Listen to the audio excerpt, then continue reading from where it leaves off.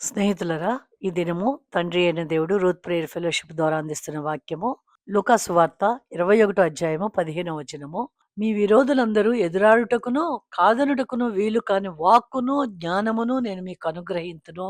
సృష్టికర్త అయిన దేవుడు, అనంత జ్ఞాన స్వరూపుడైన దేవుడు వాక్కును అనగా ఎవరితో ఏ విధంగా మాట్లాడాలి, నేను ఎదుర్కొనే పరిస్థితిలో నేను ఏది చెబితే ఆ పరిస్థితిలోంచి బయటికి రాగలను అని మనం దిగులు పడుతూ ఉన్నామేమోనండి.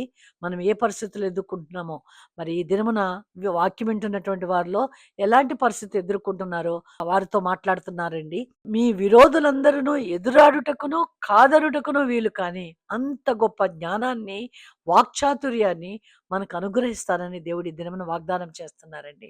కనుక మనము భయం లేకుండా ఆయన ఇచ్చినటువంటి ఆ యొక్క భరోసాను బట్టి, ఆ యొక్క అష్యూరెన్స్‌ని బట్టి మనల్ని నడిపించే దేవుడిగా, సృష్టికర్త అయిన దేవుడు మనతో ఉన్నారు. మనం ప్రార్థన చేద్దాము. సర్వశక్తిమంతుడా, జీవాధిపతి, ఈ దినము మేము ఎదుర్కొనే ప్రతి పరిస్థితిలోనూ మీ పరలోకపు జ్ఞానముతో మమ్మల్ని నింపి, మీ వాక్కును మాకు అనుగ్రహించి, మేము ఎదుర్కొనే ప్రతి పరిస్థితిలో జయమును పొందుకోగలమని మీకు కృతజ్ఞతాస్తుతులు చెల్లించుకుంటూ, ఈ దినమంతయు మమ్మల్ని నడిపిస్తున్నందుకు తండ్రి మీకు తల వంచి నమస్కరిస్తున్నాము తండ్రి. మీ ఆత్మకార్యాన్ని మాలో జరిగించమని యేసు నామములో ప్రార్థించి వేడుకొంచున్నాను తండ్రి. ఆమేన్.